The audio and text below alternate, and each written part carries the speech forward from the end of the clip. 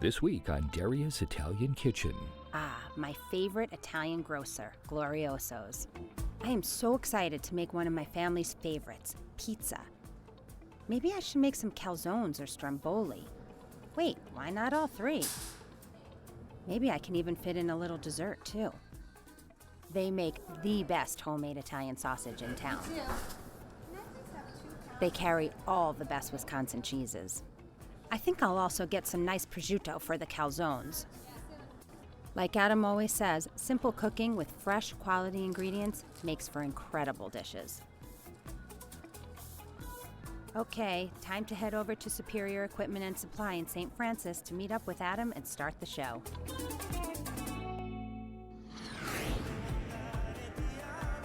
Daria's Italian Kitchen. Hi, welcome to Daria's Italian Kitchen. I'm Daria Siegel, and I'm joined today by my husband, Adam Siegel. Hello. Adam is the corporate chef for the Bartolotta Restaurant Group here in Milwaukee. Today, we're lucky enough to be in the test kitchen at Superior Supply and Equipment in St. Francis, Wisconsin. They were so gracious to allow us to use their space. They also are an underwriter for Wisconsin Foodie, which can be seen right here on Milwaukee Public Television. Adam and I both love that show. Absolutely. Today, we're going to be working with some really simple ingredients, fresh, beautiful. We're going to be making homemade pizza dough, which is a family favorite at our house. Always is. And we're going to make it several different ways. We're going to make a pizza, a calzone, a stromboli, and even a special treat for dessert. So let's get started with our pizza dough. First, we're going to need to get our yeast going. So I have 1.5 cups of very warm water. I just use tap water and let it get as hot as it can. Don't heat it up on the stove because then it will be too hot. And then I have one package, which is 2¼ teaspoons of dry, active, rapid rise yeast. And we'll pour that in. And what you need to do is you also need to add 1 tablespoon of sugar, and I'm going to let Adam explain why. You want to add in the sugar because the sugar actually helps activate the yeast. Yeast eats sugar, so it'll really get this forming quickly for your pizza dough. We'll give this a little stir, as you can see, and we'll just set this aside. And by the time I get my active ingredients measured and into my bowl, your yeast should be ready, and you'll notice that it will start really bubbling on the top. Now today we have everything pre-measured, but like I said, at home you'll be measuring while you let your yeast activate. So I have 4 cups of all-purpose unbleached flour, and I always like to use unbleached flour because don't you think bleached flour then gives that kind of funky taste? So we'll put that in our bowl. And then I have 2 teaspoons of regular table salt. I don't usually use kosher salt for this because sometimes kosher salt will stay crunchy. It won't break down. So I like to use that for seasoning more so than in recipes. Absolutely. Once, remember, we at home did it by accident in chocolate chip cookies and they were really crunchy. Not so good. They were still good though. And then I also have just shy of 3 tablespoons of olive oil. So my yeast looks like it's about ready. You see how it's bubbling so nicely here. And so we're going to pour that in. And I just always do this by hand. It's so simple. The kids love to help us with this.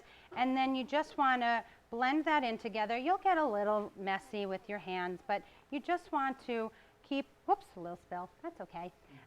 You just want to keep working in the dough and mixing that until it's all incorporated. Then, and I always do this on the sides of my bowl so that at the end when my dough has come together completely, I can then scrape everything off the sides, add a little bit more olive oil, and then it will not stick when we let it rise. Now normally I let it rise for about 45, sometimes a little bit more. Don't you think sometimes your yeast just isn't as active as other times? It really depends on the weather. It depends on the humidity in your kitchen and the temperature of your kitchen. And that's why when you want things to rise, you put it over a warm oven or you put it inside a warm oven and it'll help rise. And you always want to make sure that you cover it as well with a damp cloth while it's rising. Okay, so let's move on and show a dough that we already let rise. And you can see how nice and beautiful and soft that dough is. And it's going to be nice and pliable. We also, you can see, we put a little olive oil at the bottom of the pan again so that it wouldn't stick. So now this is looking pretty good. To typically would make a little ball, but since we already have one made, we're going to show you how to work the dough. Don't be afraid by how much olive oil you're going to see here.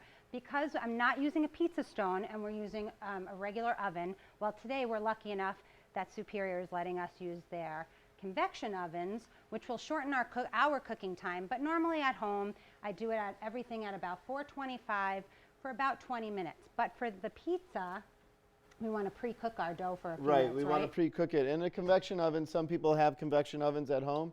It just means that there's a fan in there blowing the air around. So it creates almost a hotter environment, and it'll cook your products much faster than other ovens. Okay, so I have a regular, this is called a half sheet tray, but at home you call it a jelly roll pan.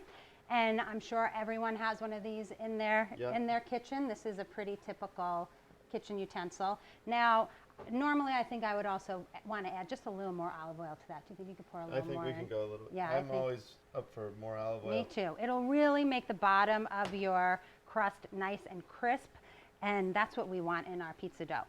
So you see here, I'm just working the dough a little bit. I'm letting the dough do a lot of the work just to start off, and then I'm going to put it in my pan. Pizza dough is very elastic, so sometimes you'll stretch it out. See how I do that, and then it'll come right back. So you do need to work it for a little bit to get it in the corners. And this is really fun and so easy to do at home. Your kids can help you with this. So we're going to put this in the oven and par cook it for about 10 minutes so that once we add our toppings, especially the tomato sauce, that we don't get a soggy crust in the middle. So let's go ahead and get that in the oven, and then Adam will pull out one that we've already pre-cooked for us.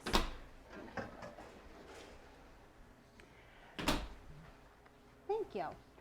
So now we've got this is a little bit cooled, but you can take it right out of the oven immediately and start adding your toppings right away. Now, earlier today, I made some marinara sauce, and it's really simple to make. For pizza especially, I don't like to give it too much flavor because everything else that you're putting on your pizza will add a lot of flavor to it. This is the marinara sauce. Yeah. It's really nice. It's not too wet or anything, and you don't want your pizza sauce to be too wet when you put it on the dough because that'll just sog up the dough and then you won't get as crispy of a product. If you do make some marinara sauce and you find that it's too thin, add a little bit of tomato paste to it or cook it on low without a cover, right? And then Absolutely, that will thicken and then it'll thicken it up because you'll reduce the water out of there. Yeah. So we're going to be making some sausage pizza today. This is in bulk. I bought 2 pounds. Adam's going to saute that up for us a little bit. And you don't want to cook it all the way through. You don't need to because remember, we're going to put that on our pizza.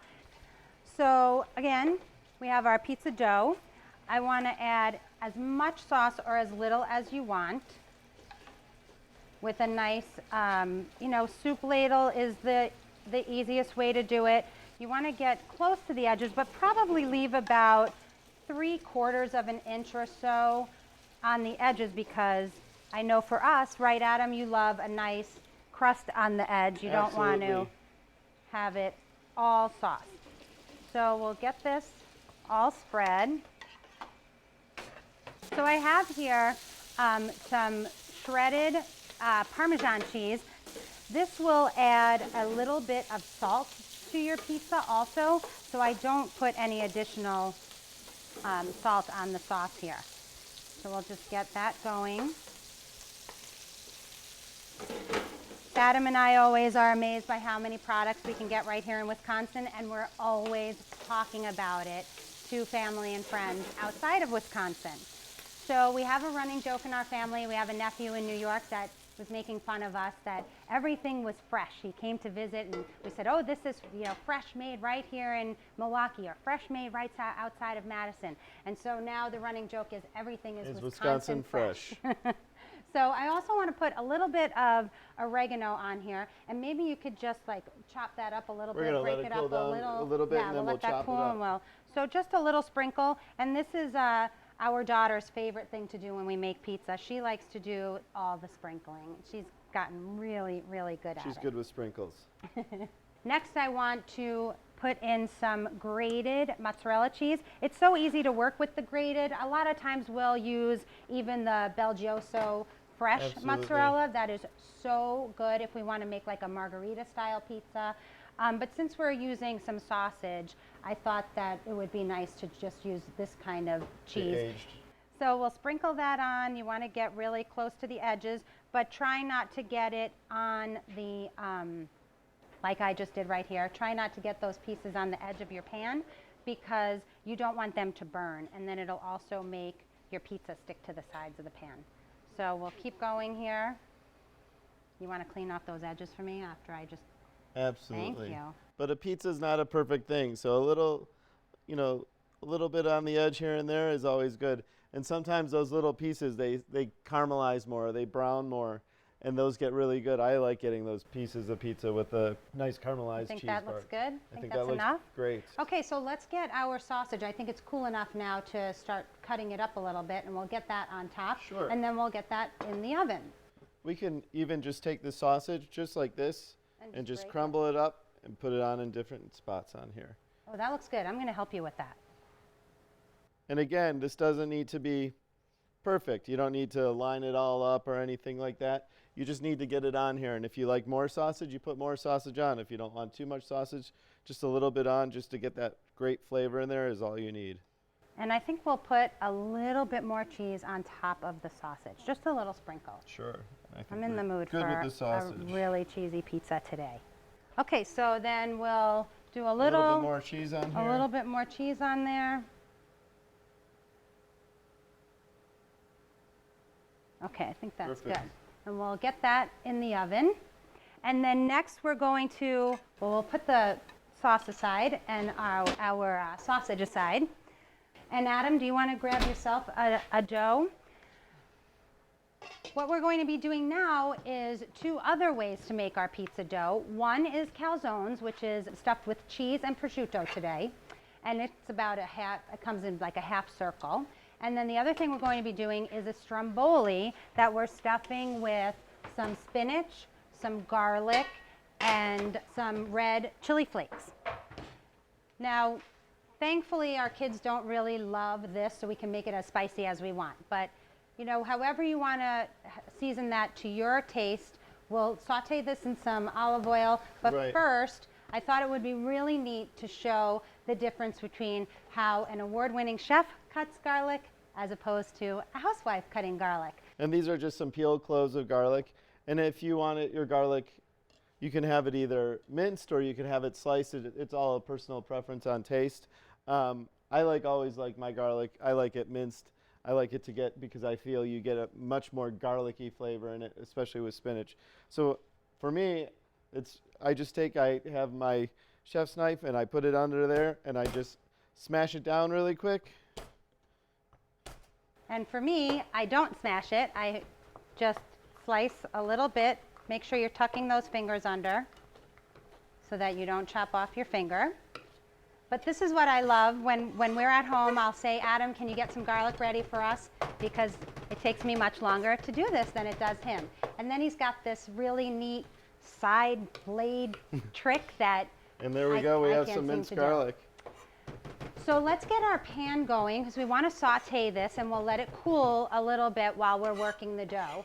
So do you want to just mix that in here? I'm going to get the pan going and we'll I'll get cook the pan going. right now. I'll show you, a little knife trick. You always want to make sure that your fingers are tucked under so that your blade is going along your fingers, not here cutting off the tips of your fingernails or your fingertips. And just a little thin, as close as you can. If you want to do a little dice, then just give it a little bit of a dice. But since Adam did it so perfectly, we're just going to use the garlic that he did for us. So let's go see what he has going over at the stove. Right now I heated my pan up and I put in a little bit of olive oil after it got a little bit warm. And we're going to put this in just a few seconds. And this is about 2 pounds of spinach, which seems like a lot, but as you know, spinach really cooks down so much, so it won't be too much to stuff our stromboli with. So while he's getting that going, I'm going to talk a little bit about what we did to prepare the dough for our calzones. I cut the dough into 4 sections, and then we rolled it into balls and put it back into our bowl, because for calzones, it's much easier, because we want a circle, to sort of work your dough when it's already in a ball as opposed to a big square. So I want to try and make this as thin as possible. I have a little olive oil here. I can either brush the dough or brush my fingers so that it doesn't stick and doesn't stick to my cutting board. So this is looking really good. Let's see how Adam's doing over there with the spinach. How's it going, babe? Spinach is looking great. I just added the garlic in a few seconds ago. You don't want to brown the garlic. That's why we added it in afterwards. And also, you're not going to cook the garlic fully right now. It's going to continue to cook inside the stromboli. So it's not all that important that you cook it to its fullest potential right now.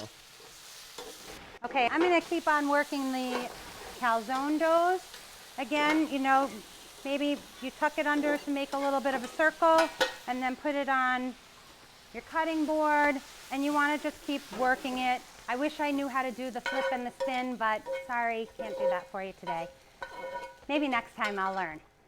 So we want to keep working it. Like I said, this is a really stretchy dough, so you want to keep pulling a little bit at the edges, making sure that you don't pull it too thin in the middle so you don't make holes. But if you did make a hole, let's make a hole. It's looking great. So if you make a hole, just sort of, I don't know if you can see, but you just have to fold the dough over itself, and then you can work it again to make sure that, Absolutely. oh, that's looking great. And here's the spinach. You can see how that 2 pounds of spinach really cooked down. And there is a little bit of water in here.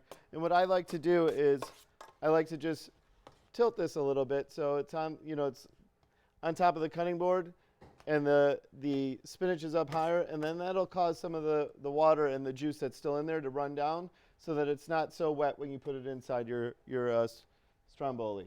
Okay, great. So let's get you a pan and we'll show everyone how to work the stromboli dough. It's very similar to how we worked the pizza dough. I usually do it in the pan with lots of olive oil, and then we're going to fold it into itself to make like a loaf, I guess you'd call it. Absolutely.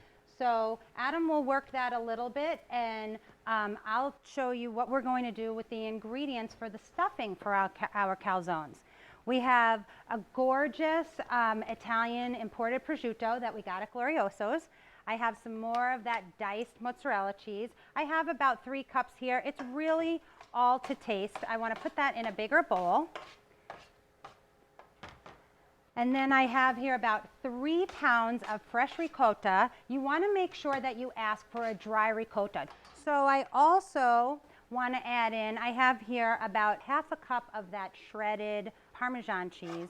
I probably won't use the full half cup. Maybe we'll save a little bit on the side here, and Adam can sprinkle a little bit on his spinach too. Sure, that'd be great. That might be good. So we want to incorporate all of these.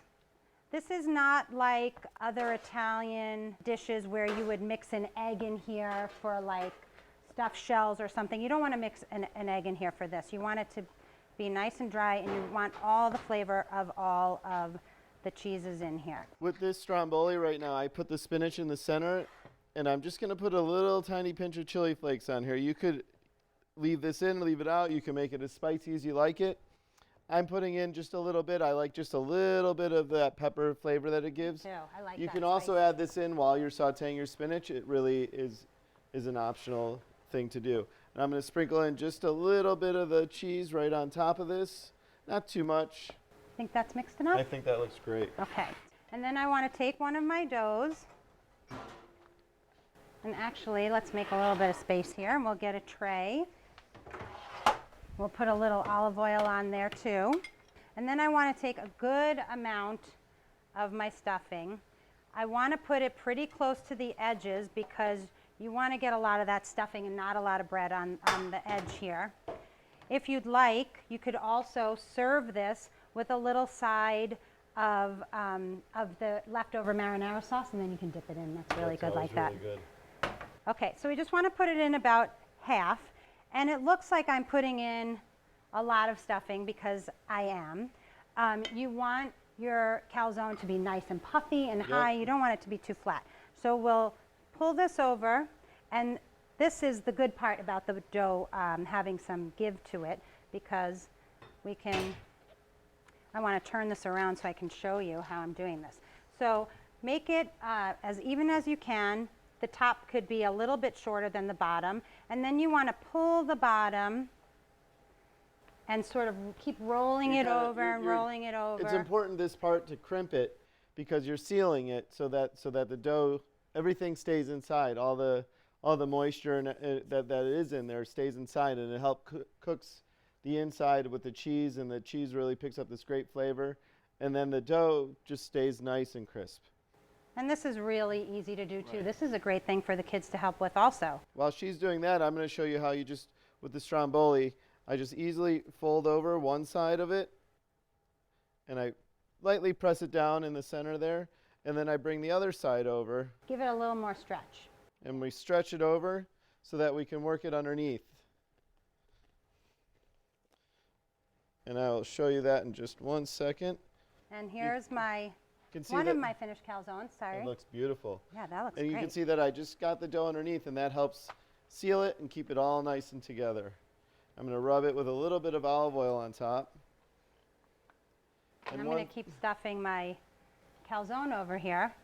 One thing that we do with this is we put a few cuts in on here, and you can go straight across, but about 4, 5, 6 cuts.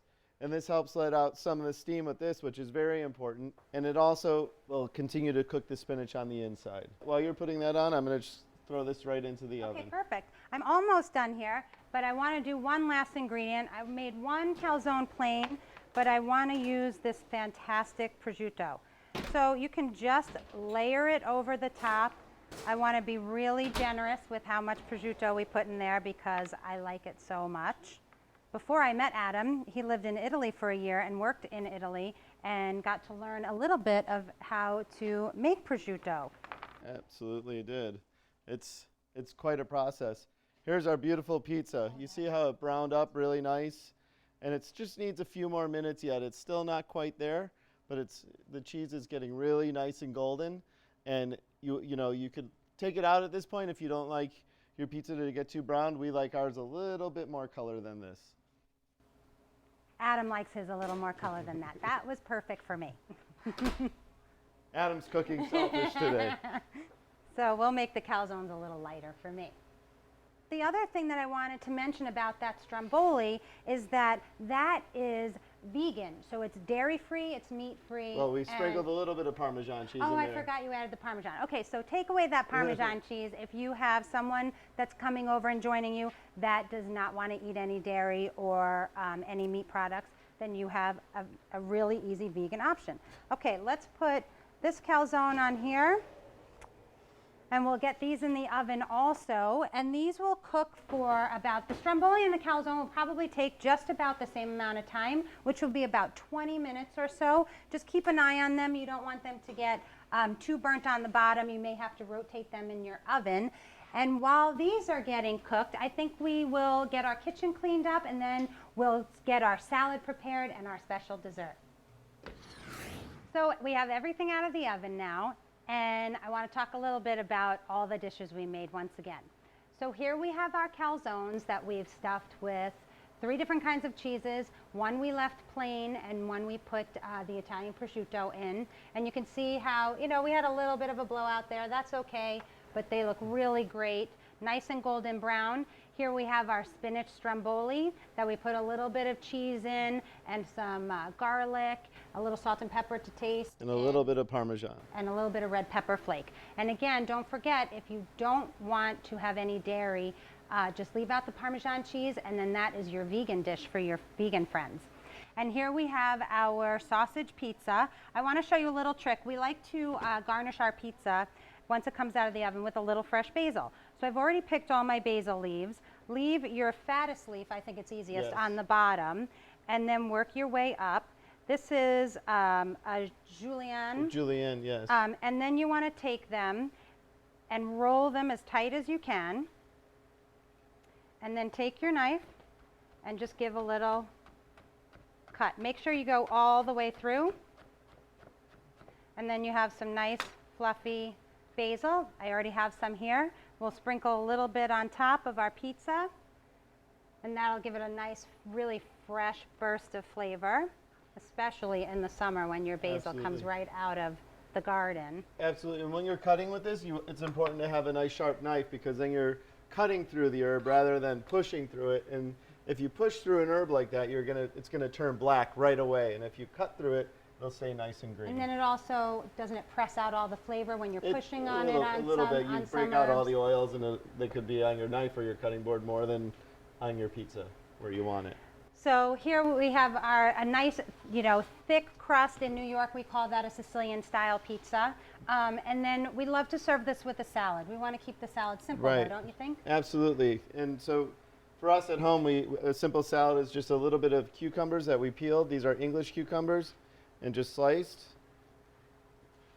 We have some tomatoes here, and these are just cherry tomatoes or grape tomatoes. And what we like to do is coat them in olive oil in a bowl, salt and pepper. You could put in some herbs like thyme or bay leaf, and put them in a 200-degree oven. You can put them in there for 2 hours. You can put them in there for 4 hours, and they'll get nice and dry. And what it does is it just intensifies the flavor because it starts to dehydrate them, and the sugar starts to develop in the tomato more, and they just become just a very intense. Really great flavor. Yeah, and then the olive oil, which was used in there, can either help store it in your refrigerator in a nice airtight container, or you could use it to make your vinaigrette.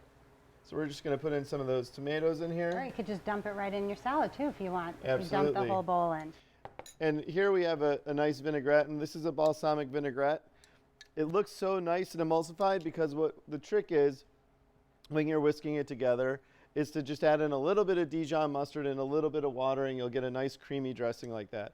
And there's no dairy, no cream, no mayonnaise or anything in here. It's just balsamic vinegar, olive oil, a little bit of water, and Dijon mustard. Don't overdress your salad because you don't want it to be too soggy once Right. it's on the table. And if you have any leftovers, then we always wind up tossing it if it's Yeah, 'cause- already dressed too heavily because it's no good after a little bit. And we're just going to mix this up. So while Adam's tossing that, I just want to talk about that special dessert that we mentioned at the beginning of the show. So I took some of my pizza dough, rolled it into small balls, then worked the dough like I did for the calzones, made little circles, and stuffed them with some chocolate hazelnut spread, which is a huge hit in most houses these Absolutely. days. I grew up on it, and it was such a treat to have that on some really nice fresh Italian bread. So I decided that it would be great to have this in our pizza dough. So we have some vanilla ice cream. I cut up some strawberries earlier. I put some sugar in there so that I could get a little bit of juice in there and make them nice and shiny. And we're just going to put a few strawberries in a bowl and then top that off with one of our Nutella calzones. And so we invited some friends to join us. We're going to go work our way over to the table and enjoy all this great food with some great friends. Thank you for joining me today for Daria's Italian Kitchen. I want to give a special thank you to Superior Equipment and Supply for allowing us to use their fantastic test kitchen. I also want to thank my husband Adam Siegel and all of my friends for joining me for a bite to eat. Buon appetito. Looks amazing. Right, and